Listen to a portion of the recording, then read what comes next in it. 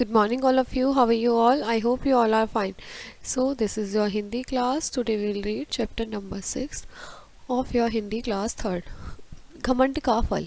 प्रस्तुत पाठ के माध्यम से यह बताने का प्रयत्न किया गया है कि हमें कभी भी दूसरों की ताकत को कम नहीं आंकना चाहिए। बेटा, हमें कभी नहीं समझना चाहिए कि हम बहुत ताकतवर हैं और दूसरा जो है वो बेवकूफ़ है और या उसकी ताकत कम है। हमें अपनी ताकत पर कभी घमंड भी नहीं करना चाहिए। अगर हमारे पास भगवान ने कोई ताकत दी है या हमें कोई सुंदरता या कुछ भी दिया है, XYZ कोई हुनर दिया है, तो हमें कभी भी उस पर प्राउड नहीं करना चाहिए, क्योंकि वो क्षण भर का है, वो क्षण भर में क्षीण हो जाने वाला है। काया माया सब कुछ क्षण भर का है, ठीक है। तो इसलिए हमें कभी भी प्राउड तो करना ही नहीं चाहिए। हमेशा भगवान के आगे अपना जो सर है वो नतमस्तक करना चाहिए, झुकाना चाहिए कि आपने जो हमें दिया है, हम उसके लिए हमेशा आभार व्यक्त करते हैं कि आपने हम ये इतना कुछ दिया, ठीक है। चित्रकूट पर्वत की तराई में हाथियों का एक झुंड रहता था, ठीक है। एक हाथियों का झुंड था और जो उनका सरदार था वो अन्य हाथियों की तुलना में बड़ा बलशाली था और काफी बड़ा भी था। सभी हाथी उसके बल की बड़ी बड़ाई करते थे। यह सुनते सुनते उसे बड़ा घमंड हो गया। जहाँ ये झुंड रहता था वहीं पास में एक सुंदर नदी थी और उस नदी में कौन रहता था? एक बलशाली मगरमच्छ रहता था।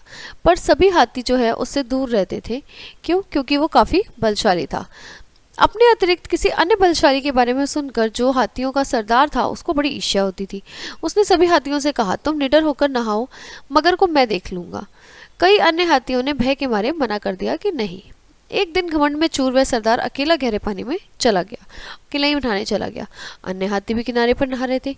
इस प्रकार कई दिनों तक उसका नहाना चलता रहा। एक दिन एक बुजुर्ग हाथी ने सरदार व अन्य हाथियों को काफी समझाया कि आप वहाँ से मगर से दूर रहें, वो बहुत खतरनाक है। लेकिन वह सरदार जो था वो घमंड में इतना चूर था, उसने किसी की बात मानी ही नहीं।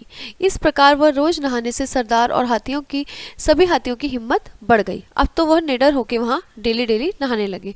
एक दिन जब वे नदी में नहा रहे थे तभी सरदार काफी गहरे पानी में चला गया। सरदार का पैर किसने पकड़ लिया? मगर ने पकड़ लिया और सरदार के उसने पैर छुड़ाने की बहुत कोशिश की, पर उसने उसका पैर नहीं छोड़ा और वह दर्द से चिल्लाने लगा। ये देखिए, तभी सरदार को बुजुर्ग की बात ध्यान आई। सरदार ने मुसीबत आने पे भगवान को याद किया और सोचा कि इस मुसीबत से बस मुझे भगवान ही बचा सकते हैं, और उसने भगवान की स्तुति की। भगवान ने जब ये देखा कि हाथी मुसीबत में आया तो भगवान प्रकट हुए और हाथी को मगर से छुटकारा दिलाया। सरदार ने भगवान के पैर ऐसे करके पकड़ लिए और नतमस्तक होकर बिल्कुल उनके पैरों में गिर पड़ा और भगवान के चरणों में गिर कर बोला कि अब मैं ऐसा कभी नहीं करूंगा। भगवान ने उसे उठाया और कहा, हमेशा बड़ों का कहा मानना चाहिए, कभी भी अपनी किसी भी चीज़ पर घमंड नहीं करना चाहिए। तो हाथी ने आज के बाद कभी भी किसी चीज़ पर घमंड नहीं किया और उसे बहुत सबक मिला कि हमेशा बड़ों की बात हमेशा उसने मानी आगे से, ठीक है।